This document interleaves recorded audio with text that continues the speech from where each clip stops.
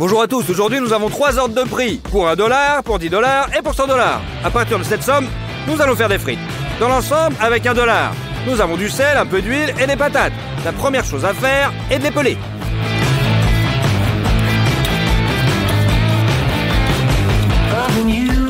C'est prêt, maintenant nous coupons la pomme de terre en tranches.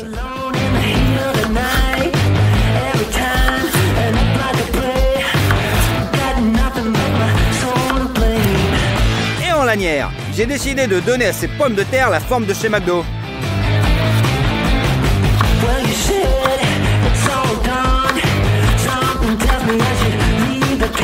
Transférer les petites frites dans de l'eau froide. Et laisser le temps à l'excès d'amidon de sortir des pommes de terre. Étendre une serviette en papier.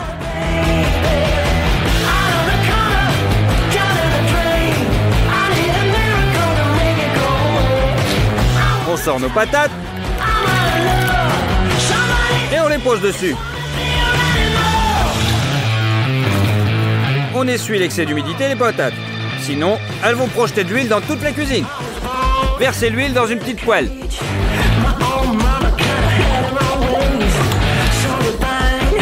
Et mettez-la sur le feu. On chauffe à 140 degrés. Et on les fait chauffer tout doucement. Sa tâche principale est juste de réchauffer les pommes de terre à l'intérieur et de les rendre plus tendres.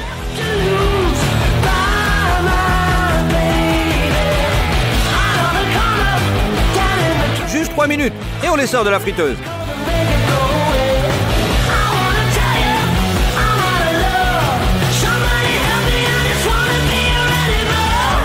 Chacune de nos frites passe par là.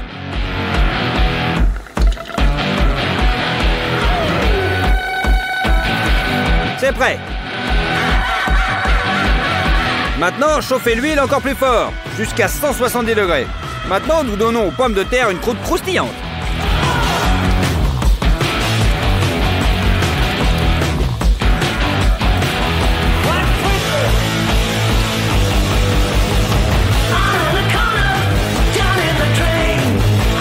C'est prêt. Mettez-les sur des serviettes en papier pour que l'huile soit absorbée et qu'elle reste croustillante plus longtemps. Nos frites à 1 $ ont juste besoin d'un peu de sel. On mélange. On mélange bien. Et c'est prêt à servir.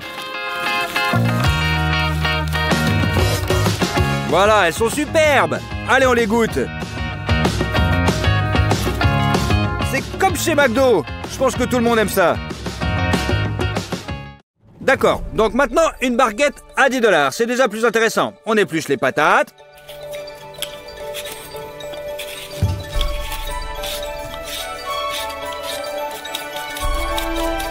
On les coupe en tranches, mais beaucoup plus épaisses que la dernière fois. On fait aussi des frites plus épaisses.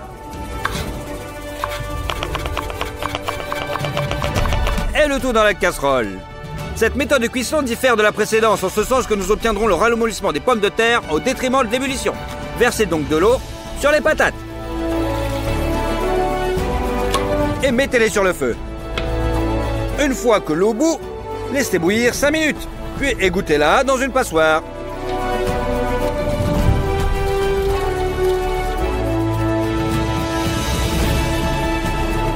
Mettez dans un bol. Versez la fécule de maïs et mélangez avec les patates. On va les faire sauter. Et cette fois, nous les mettons dans beaucoup plus d'huile. Ainsi, vous pouvez tous faire frire en une seule fois. Préchauffez la friteuse à 170 degrés. Et on y met nos patates.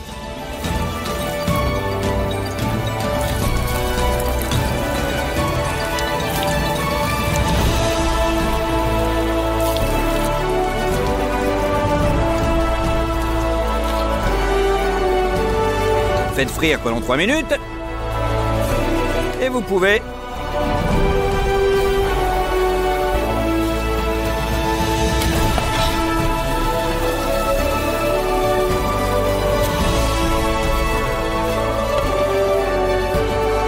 Maintenant, retenez les patates. On les sale.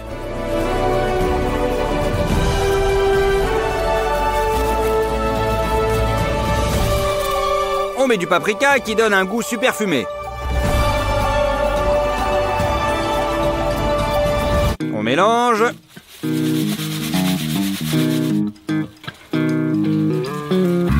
Il me semble que c'est mieux que la première fournée de patates. Mais à partir de celle-là, on peut aussi faire une sauce au fromage. On met du beurre dans une poêle et faites-le fondre sur la cuisinière. Ajoutez la farine comme épaississant et on remue bien. On verse du lait. On assaisonne de sel et on balance du cheddar. Et on met tout ça dans la sauce. Et on mélange jusqu'à ce qu'elle soit complètement homogène.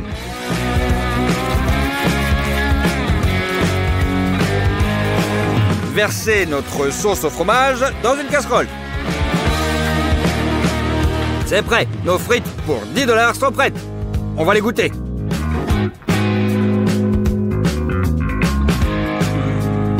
Eh ben dis donc, c'est vachement mieux que la première fois. Et maintenant, on va faire des frites pour 100 $.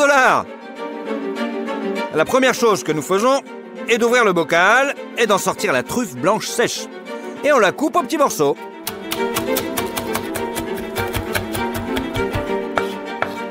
On sort le parmesan.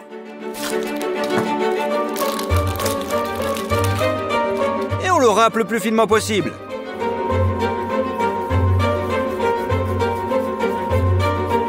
Versez la crème épaisse dans une casserole.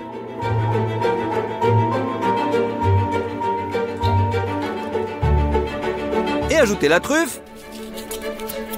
Et bien sûr du parmesan. Il n'y a plus qu'à faire chauffer le tout et en remuant constamment. Cela va s'épaissir, bingo! Passons aux patates. On aura trié les patates en avant. On les pèle.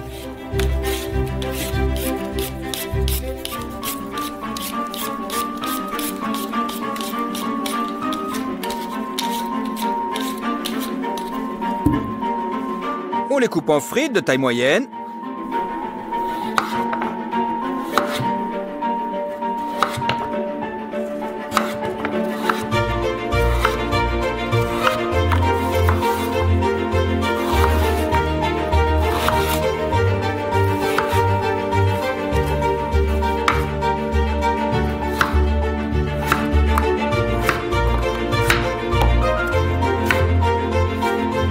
On met toutes les frites dans une poêle.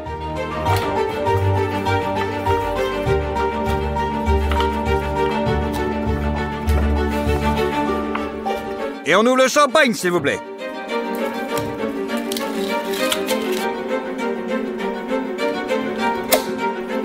On verse dans la casserole.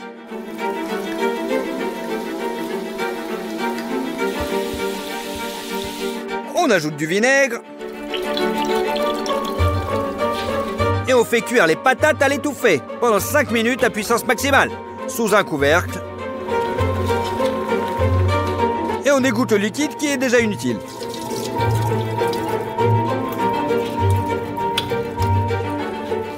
Allez, les patates dans le bol. Ajoutez la fécule. Et bien sûr, on mélange. Et là, on va les faire rôtir dans la graisse de canard. On ouvre les boîtes de conserve et versez-les dans une poêle à frire.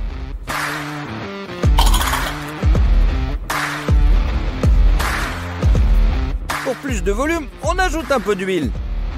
Et on remue. Préchauffez la friteuse.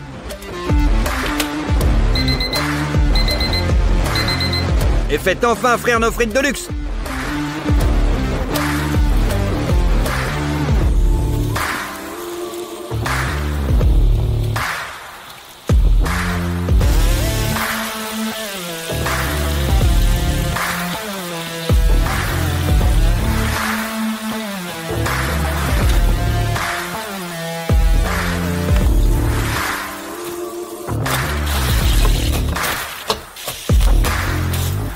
Comme toutes les autres, elles doivent être salées.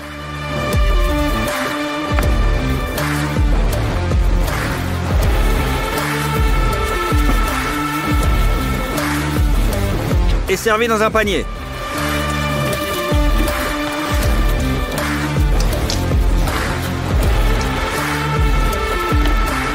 On saupoudre le dessus de parmesan, 2 miettes de truffe, et enfin pour la décoration, d'or de cuisson.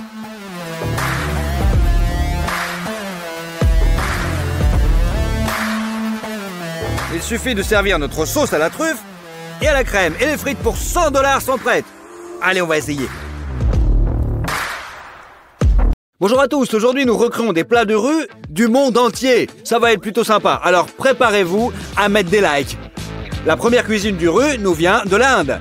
Ils cachent de gros blocs de glace et les mettent dans un grand tambour en fer. Puis ils mettent de la crème dessus et le tambour tourne constamment. Divers jus de fruits et du sirop sont également ajoutés. Le tambour super froid gèle le tout. Tout ce que tu as à faire, c'est de gratter et tu auras de la glace. Allez, on va essayer. Commençons avec les sirops. Dans la première casserole, on met les cerises. Dans la seconde, des raisins sans pépins. Il suffit d'enlever les raisins de la grappe.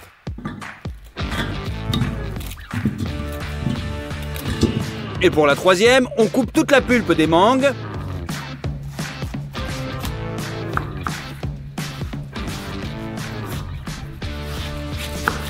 Et bien sûr, on les épluche. On va aussi prendre des pêches. On enlève les noyaux. Et on sépare les moitiés en les tournant tout simplement. On coupe tous nos petits fruits en dés.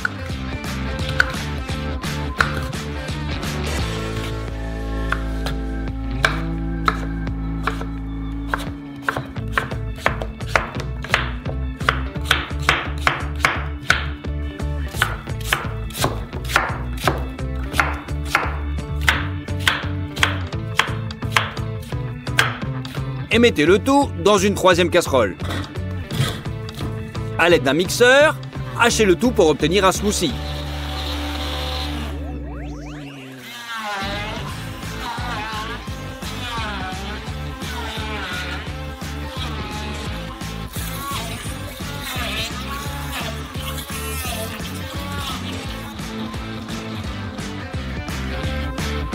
Et pour une saveur plus riche, ajoutez une grande cuillère de sucre à chacun des smoothies.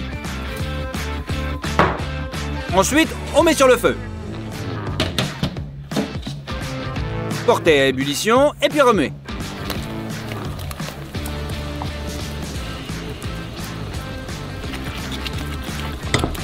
Les sirops sont prêts. Allez, on les verse dans les tubes.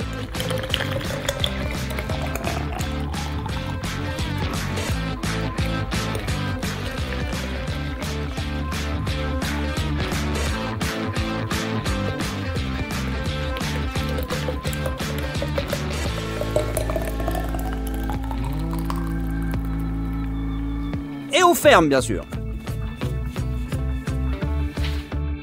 Et voici la machine à crème glacée construite par mon père. Coupons un morceau de tuyau. On met 5 boulons à travers le disque de fer.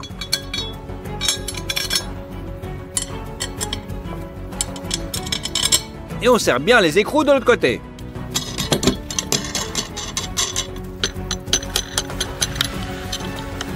Maintenant, à l'aide d'un soudeur, on soude les boulons au disque. Poussez le disque à l'intérieur du tuyau. Et un autre de l'autre côté. Et au milieu, on glisse une barre de fer.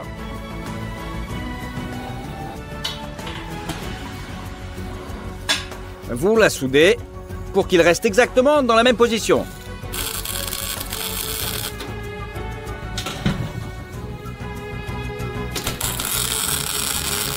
Utilisez un disque de ponçage pour poncer le tuyau afin qu'il soit beaucoup plus brillant.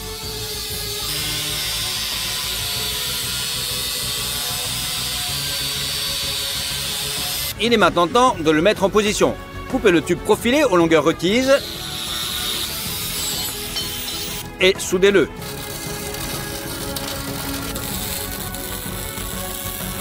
On doit aussi souder les supports du roulement. Mettez les roulements eux-mêmes sur la tige en fer et soudez la poignée. Tout le métal noir est recouvert de peinture noire.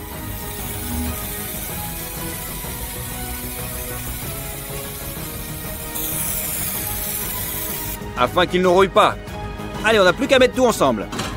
Ça marche super bien. Mais pour que ce tambour refroidisse le tout, nous avons besoin de beaucoup de glace. On met 4 blocs dans un bol. À l'aide d'une hache et d'un marteau, nous avons fondu ces blocs en plein petits morceaux.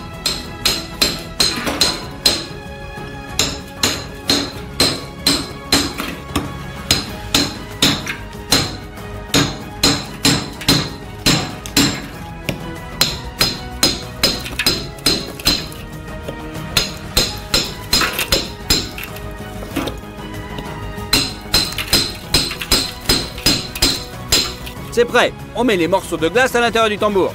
Tout ce qui dépasse, on le dégage avec un marteau.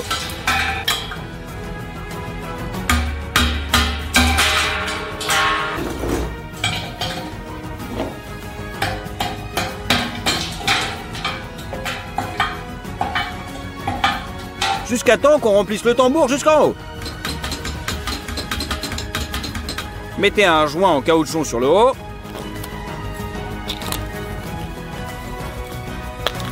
Et une porte métallique sur le dessus. Et serrez bien avec des écrous.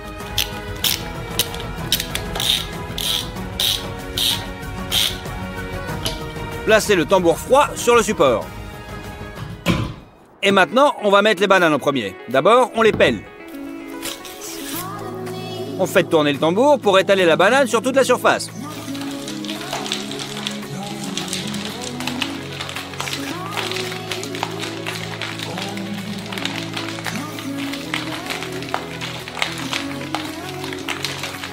Et ensuite, versez de la crème épaisse et étalez-la sur une fine couche.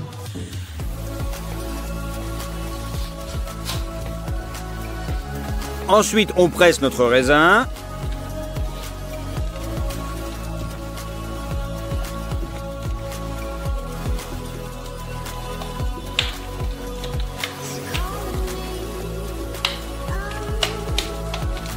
Notre sirop de cerise.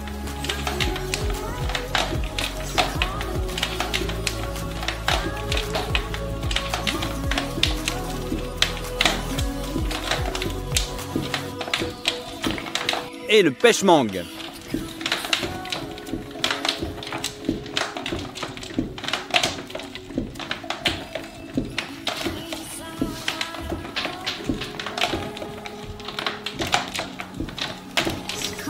Il suffit de mélanger le tout à la main jusqu'à obtenir une couleur plutôt rose. Vu que cela tourne constamment, le liquide n'a pas le temps de s'égoutter. Et la glace à l'intérieur gèle progressivement. Nous avons également décidé d'ajouter un parfum de pastèque à notre crème glacée. On coupe donc une grosse brochette, une grosse part de pastèque.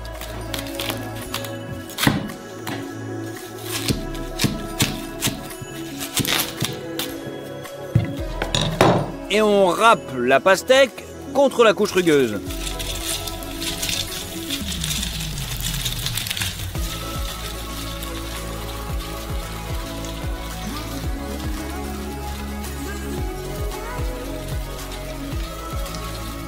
Et encore une fois, on rajoute notre sirop naturel.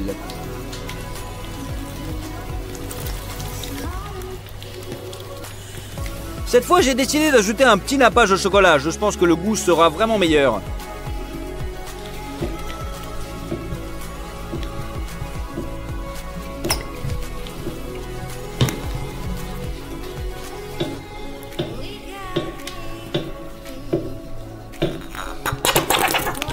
Et une fois que tout sera congelé, vous pouvez racler la crème glacée obtenue dans un bol.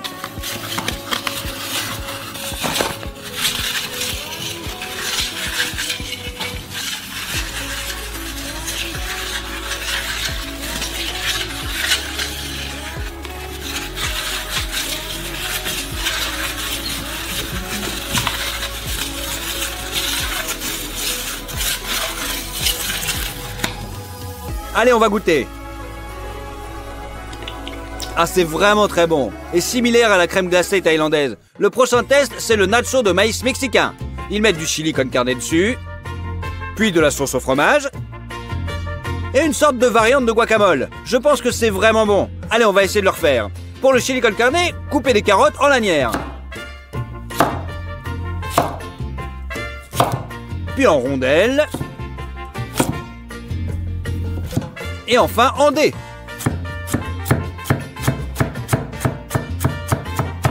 Coupez l'oignon de Crimée en deux. On le coupe aussi en demi-cercle. Et après en tout petits dés.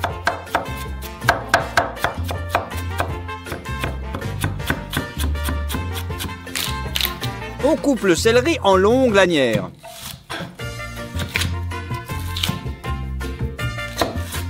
Et on le hache aussi très finement. On hache de l'ail.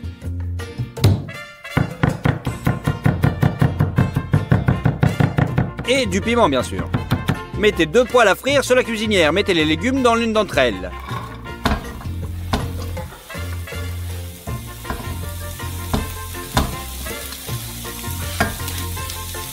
Et le bœuf haché dans l'autre. Et fritez bien la viande pour pas avoir un gros bloc. Aux légumes, ajoutez un petit peu de sauce tomate. Et on écrase bien le tout. La viande hachée est bientôt prête, mais il y a une petite croûte. Une fois qu'on a tout mélangé avec les légumes, on rajoute une boîte de conserve, du sel,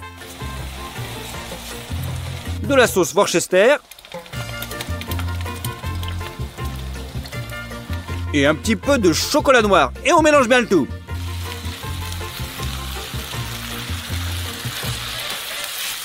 Le chili con carne est prêt.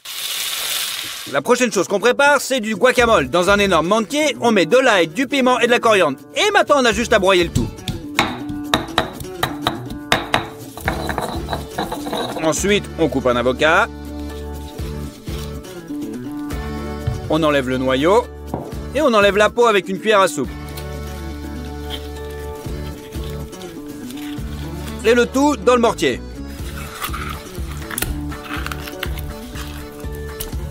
Coupez un citron vert et pressez le jus sur l'avocat afin qu'il ne s'oxyde pas et conserve sa belle couleur verte. Hachez finement l'oignon rouge dans un mortier.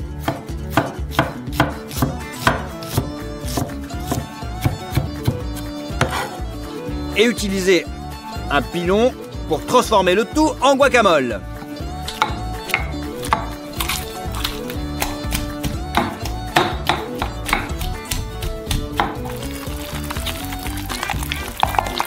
Pour la sauce au fromage, râpez le cheddar et mettez-le dans la petite casserole. Et hop, sur la cuisinière. Ajoutez un petit peu de crème et on pétrit bien avec une spatule jusqu'à ce que le fromage soit complètement fondu.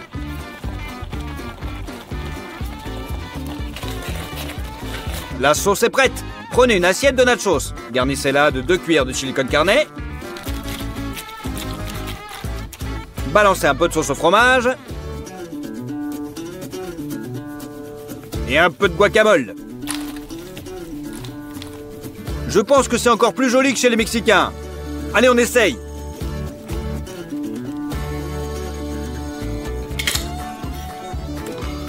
C'est vraiment trop bon. Les 3 garnitures sont excellentes. Maintenant, la dernière chose que j'aimerais faire, c'est du popcorn parfumé à la pastèque dans une grosse marmite. Dans la vidéo, la pulpe de pastèque est censée colorer l'huile et le popcorn devient rose immédiatement après son ouverture. Ah mais, on met la marmite. Et on met du bois. Et on allume le tout.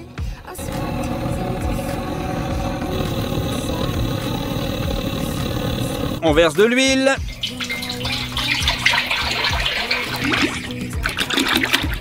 On met une grosse part de pastèque, comme dans la vidéo.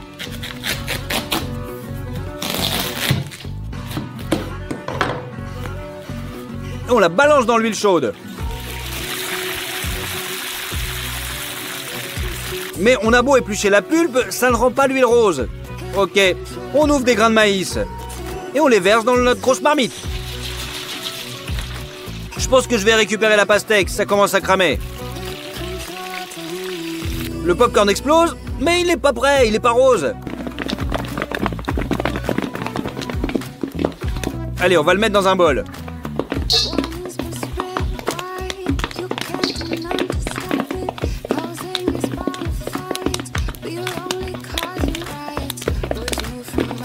Bon, du coup, la vidéo s'est avérée complètement fausse. Je vais donc vous montrer comment la rendre vraiment rose.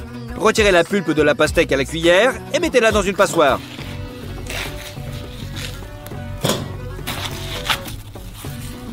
Pressez le jus.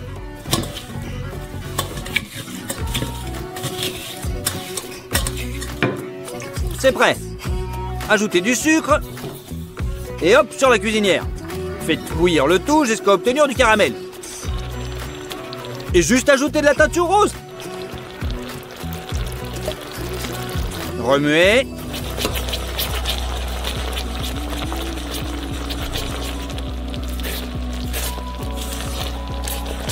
À ce stade, le caramel est prêt. Versez le popcorn dans un autre bol.